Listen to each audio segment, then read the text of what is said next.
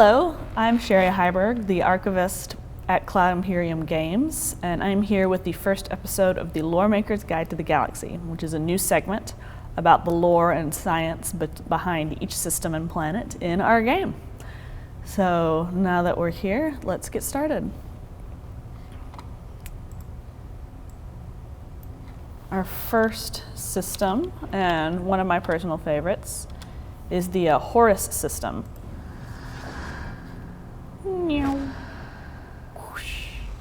Which is a M-type main sequence star, also known as a red dwarf, with 3 planets, 2 asteroid belts, and 4 jump points. 2 going to Xian space and 2 going to UEE space. Now, Horus was discovered, whoops, there we go, let's go right back there. Horus was discovered in 2528 by a young explorer named Sante. She ran away from home at a very young age, stealing a ship from her parents, called the Horus, which she later named the ship after. She explored for some time. It's rumored that she discovered the system when she was around 14 years old and spent the intervening years charting everything there, like these 2 planets, the asteroid belts, and this outer planet right here. When she first discovered the system, 2 of the jump points were as yet undiscovered. Those were the 2 ones that were going to Xian space.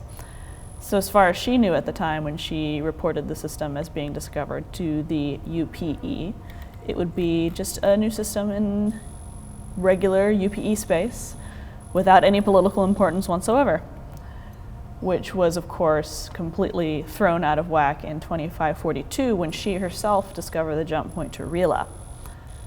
Which, where do we have that? Boop, boop, boop, right here. This goes to a close-by Xian system. Well, I may as well just jump through it so we can see it. With this giant star and all these planets. And of course that made it immediately militarily important because this was during the Cold War, during the Messer era when the Xian and the humans were very calmly at each other's throats.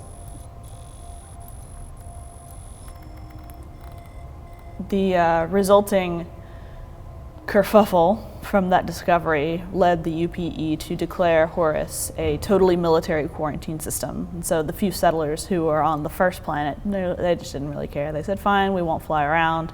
We'll just stay here on our planet. But Sante was very upset because the system was her baby.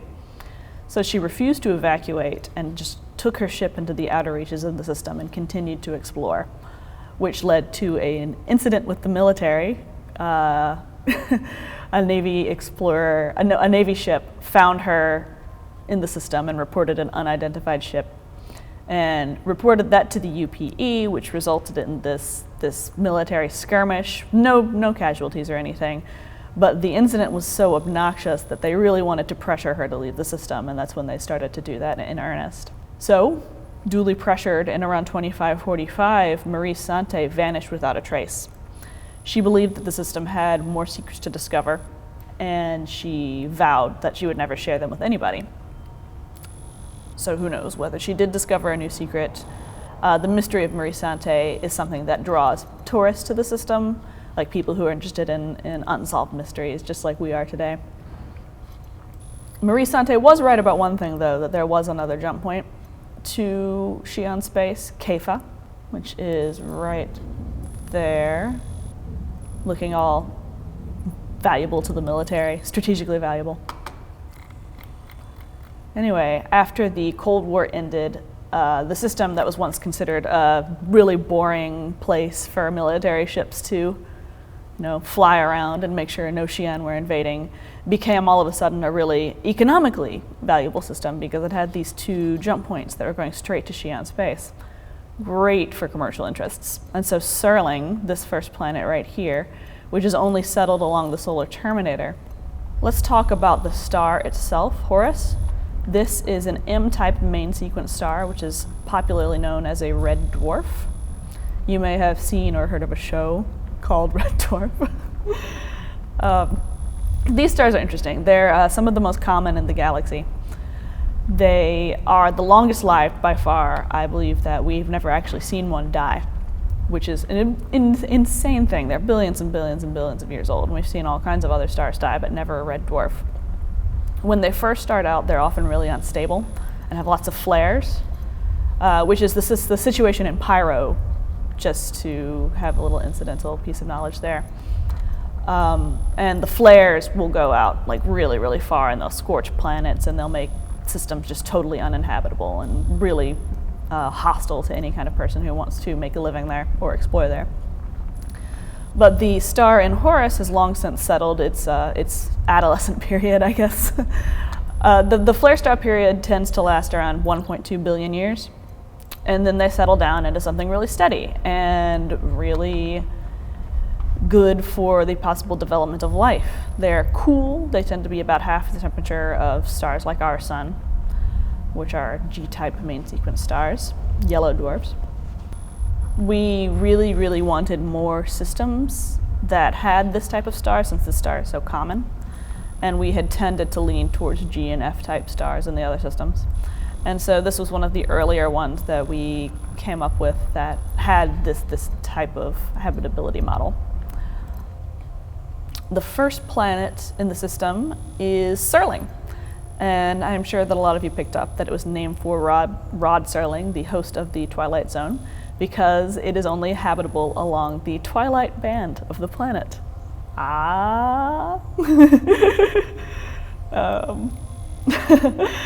This was added to the game because we had recently discussed with a local scientist and read a little bit about these particular type of planets that circle very, very close to M-type stars, and they are in fact tidally locked to the planet.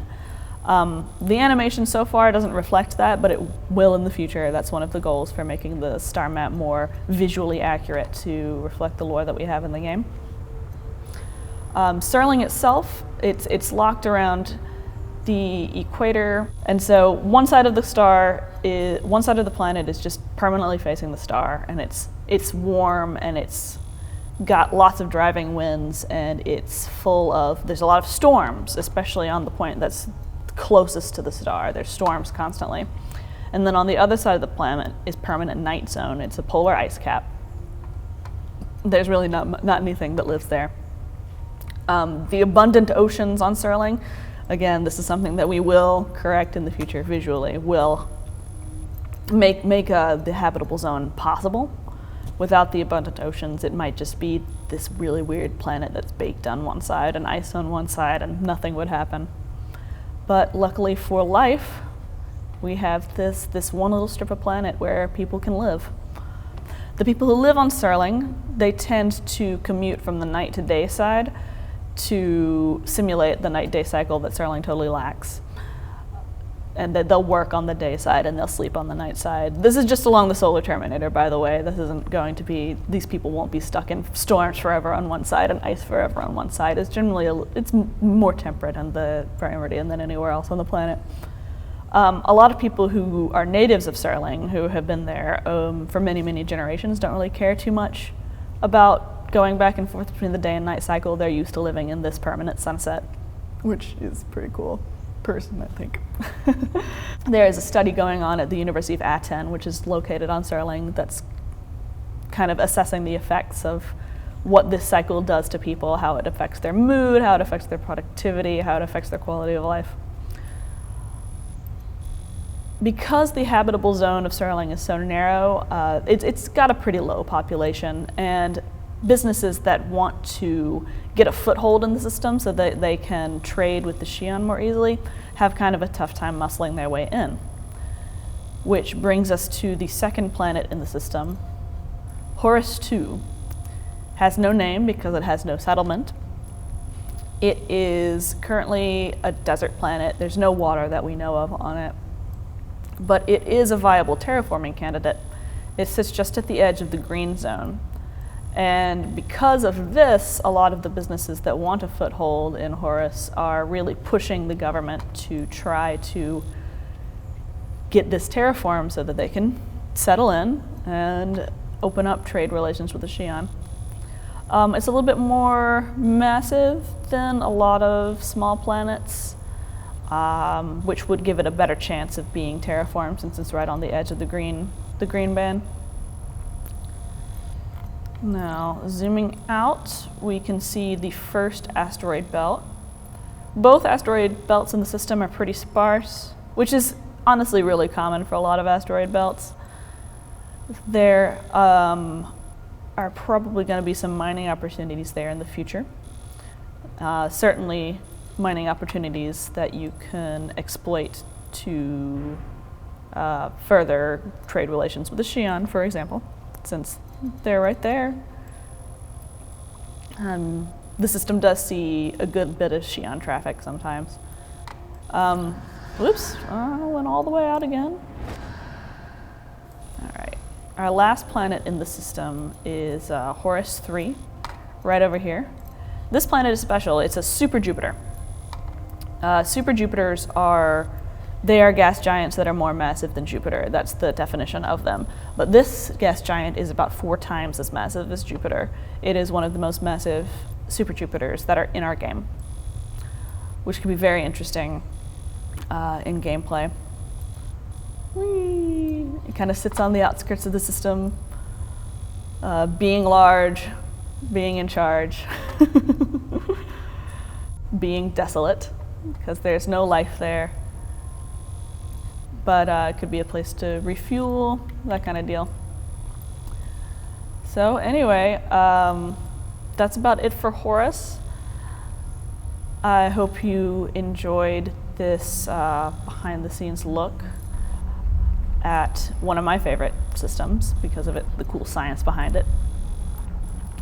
It's got a rare tidally logged habitable planet, it's got 4 jump points, and it's got a rare super Jupiter. So, got some neat science going on, good culture. Horus, yay. Anyway, thanks for tuning in.